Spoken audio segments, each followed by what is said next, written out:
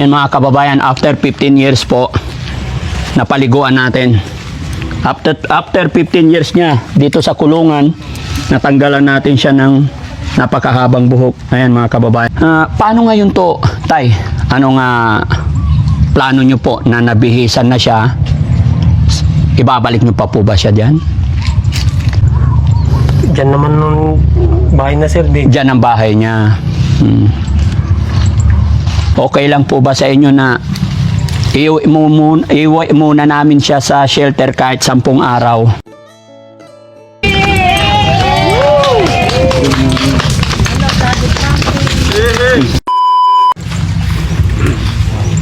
Kumusta pakiramdam, Kuya Oliver?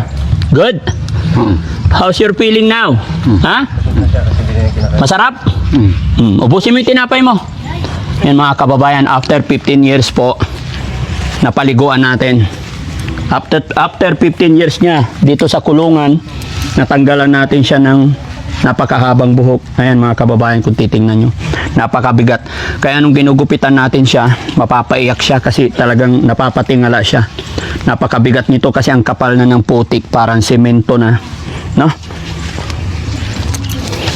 Pati yung kanyang kanyang mga pantalon.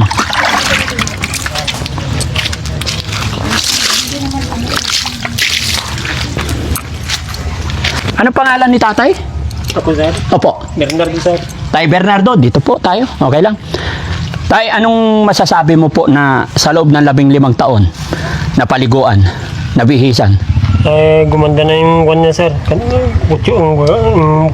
gumapo na siya. Gumapo na siya. Hindi na siya nakakatakot hawakan. Hindi na sir. Kung kanina mga kababayan, lahat po ng lalapit dito nakadistansya, mapapansin ninyo. Dahil matalsikan man lang ikaw nang galing sa kanyang daliri, talagang pag hindi ka sanay sa mga ganitong tao, gaya ng aking sinabi mga kababayan, hindi mo kakayanin. Kaya muli po mga kababayan, sa mga kapanood ng video ito, pasintabi po sa mga kumakain, At ito si Kuya, dahil 15 taon masaya siya na nakita niya yung kapatid niya na malinis na, nagupitan na. Paano ngayon to, Tay? Anong plano nyo po na nabihisan na siya? Ibabalik nyo pa po ba siya dyan? Kayo sir, kung ano Hindi po. gawin natin. Kayo po ang tinatanong ko, sir. Kasi gaya na aking sinabi, napaliguan na, naawa lang po kasi ako sa sitwasyon niya na napakarumi, puro tayo yung ulo, buong katawan. Ngayon po, nabihisan na po siya. Ano yung plano nyo? Dyan pa rin siya po. Diyan naman nung bahay na sir. Dyan ang bahay niya. Sa makatwid, sir, kaya ito nakulong dyan, kaya nyo kinulong kasi nananakit ba? Oo sir. Violente siya. Noon sir. Nananakit siya, kaya kinulong nyo siya. Ganun sir. Ganun na nga. Yan mga kababayan, at ano't ano man po ang pinagdaanan or nangyari, pagpaumanhin nyo po mga kababayan, no? Bagamat hindi natin alam talaga yung kanilang mga dahilan or simula. Pero andito ang Team Daddy Frankie para gumawa ng tulong sa abot ng aming makakaya kasama ng aking team. At ito, hindi ko alam kung anong gagawin ko sa ngayon, pero may pag-cooperate tayo sa pamilya ni Kuya Oliver. Siyempre, hindi natin pwedeng hindi tayo pwede basta-basta gumalaw na walang abiso or permiso. Tay, nga pala, naka-video po ako, i-upload ko po ito sa YouTube, Facebook, okay lang po. Maraming salamat po, no? Okay. Tay, naawa kasi ako sa kanya na ibabalik nyo agad siya dyan. Hindi pa natutuyo, tapos basa pa, no? Mabaho pa actually.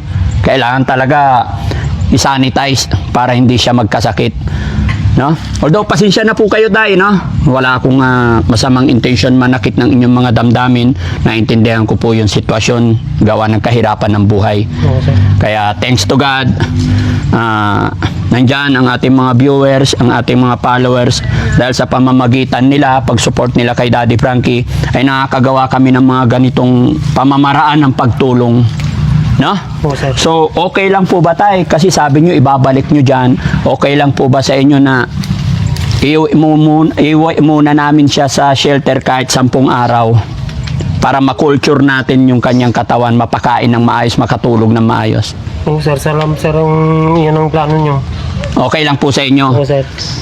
Matanong ko lang sir, itong kapatid nyo po ba mula nung sa loob ng 15 taon, wala po ba kayong nakitang nagkakasakit siya or yung malalang sakit bukod sa kanyang depression? Yun sir, hindi na makakain, kaya Hindi siya makakain noon. sir, hindi na makakain. Gaano katagal yung... Kaya isang araw lang naman sorry. Ay, isang araw lang. Bukod doon, tayo mga kakaibang sakit, bukod sa kanyang depression, may mga naramdaman po ba kayo? Wala na yata nang nakikitang siyang hindi naman cancer. Basta pagkain ko lang ang tinatawag niya sir. Pagkain lang. Pagkatapos pakainin, buhusan. Oo, minto na pagka may pagkain na siya sir. Pagka sumigaw ng gutom, saka pakainin. Oo sir. Kaya Oliver, inumin mo yung tubig para lumakas ka lahat, para ma-drain. Ha? Kasi yung iniinom niya kanina, saan yung tumbler niya tay? Yan sir, timba, binabantay ko na lang. Yung nasa timba na tubig, yun nang doon galing yung iniinom niya. Oo sir.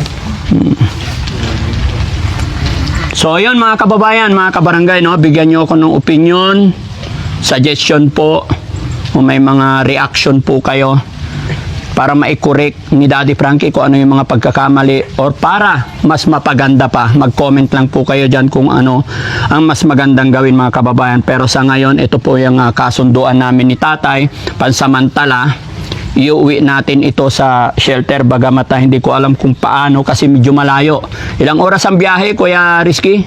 5 oras kalahati? 5. O sige, titignan natin, no? Pero okay lang yan para sa ikabubuti at maging maayos ang kalagayan ni Kuya Oliver.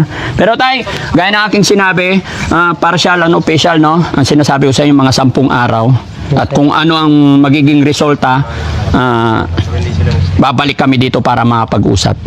At syempre mga kababayan, magpapasalamat muna po ako kay Ballpoint Man na siya po yung naging tulay para makita at matulungan natin ang ating kapatid. Sir, matanong ko lang, ano po yung naging pamamaraan mo? Anong dahilan? Bakit si Daddy Frankie ang tinawag mo para makapunta dito? Siyempre, kasi nakikita ko sa mga video mo na yung talagang priority mo yung mga nasa kalsada, yung mga ganito, na yung mga napabayaan ba na hindi naman totally napabayaan, yung talagang dahil sa hirap nga ng buhay nila. Opo. Siya yung talagang nangangailangan ng tulong. Kasi makikita nyo naman dito na basa. Tapos siyempre diyan pa natutulog, so magkakasakit at papaya talaga yung tao. So kaya nilapitan kita kasi alam ko ito yung mga ganitong klase ng tao yung gusto mong tulungan. Salamat sir, salamat sa tiwala. Nawa po hindi tayo magsawa na tumulong sa mga kababayan natin na nangailangan ng tulong. Maliit o malaki mga kababayan, kahit sa maliit na kaparaanan, basta't nakatulong tayo sa ating mga kababayan, sa mata ng Diyos ay napakalaking bagay. Maliit o malaki, pantay-pantay po yan, basta galing sa ating puso, no? So paano tayo? Guys, iuwi na natin to? Anong oras na? 12:20. Sama natin sa kainan yan. Kakain tayo? Baka magwala to sa kainan. Nagpahanda ako ng ano dyan, ng makakain sa bahay. Sa sunod na lang, pre. Okay. Sige. Pero ganito na lang, paupuin na lang muna natin para habang isiniset yung sasakyan, dalhin natin doon. Bigyan natin siya ng tsinelas. Chinelas mo. Ito, yung kulay red. Kaya Oliver, magtsinelas ka ha. Punta tayo sa bahay ko ha. Maraming pagkain doon. Okay lang? Ako muna ang magiging daddy mo ha. Kaya Oliver. Sinilas ka. Yan, very good. Daddy Frankie. Yes. Kuya Oliver, makinig ka sa akin. Aray ko. Aray mo. Okay, wala na. Kuya Oliver, pansamantala ako muna yung magiging daddy mo ngayon ha. Dadalhin kita sa bahay ha. Para tumaba ikaw ha. Tapos siguro. Pero tay, kung sakasakali dalhin namin ito sa bahay pagamutan, pwede ka po bang sumama mag-assist sa amin? Kahit sa una lang. Kasi pag dinadala ito sa pagamutan, kayo po ang makakasagot ng mga katanungan. Okay lang po ba? Kukunin nyo ako dito sa Yes po, dadaanan ka namin. Kung sakasakali. Magbibigay ako ng message kay Ballpoint Man para makapaghanda ka rin. Oo, sir. Pero ang ano to, sir, iayos muna natin yung sitwasyon niya doon, pakainin muna. No? Oo, sir, para kung naman guminhawa yung ano niya, sir. Pakiramdam niya. Sige po. Ano lang tay, support lang kailangan namin, suporta ng pamilya. Tulong na rin natin sa ating kapatid. Ano po? Oo, sir. O, sige. So, guys, paano? Dalhin na natin doon para mawala na dito sa putik-putik. Upuan yan yung... O, kailangan may upuan. Sir, come on, David. Ay, wag na pumasok doon. Dito tayo. Dito tayo sa balay. Yung sasakyan hindi ba kaya iatras dito? Ay, kaya, sir. Yung isa?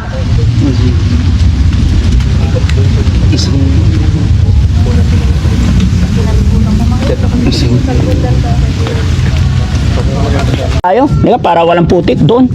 Halika, tayo ka. Tayo. Tumadal ka na, oh. Doon tayo, doon. Ayan, tumadal ka kami. Doon. Tumadal ka. Para mawala sa putik, doon na lang. Para hindi siya bumalik dyan. Kasi marumi pa yan. Doon sa lagpas ng baka.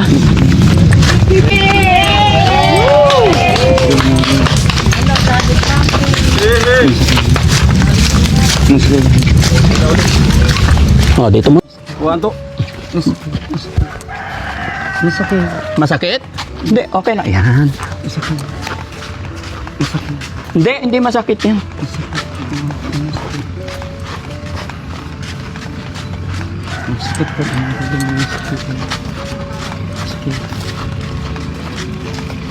Dit.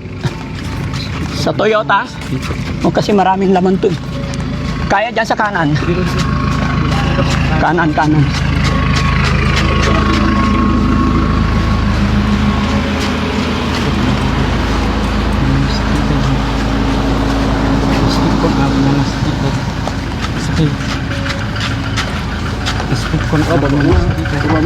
Baba mo na. Ay! Pupunta natin David sa ano? Ay, David ka na. Pero sabi niya, Oliver. Tapos diretso na to biyahe. Doon na tayo kakain sa bahay. Ha? Kaya pa, di ba?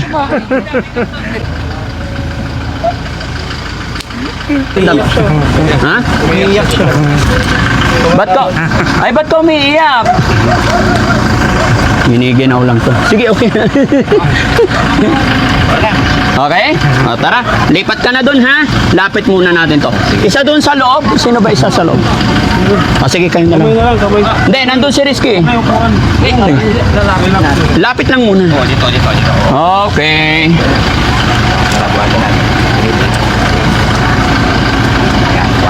Shirt ko yan, boss. Shirt. Sa short.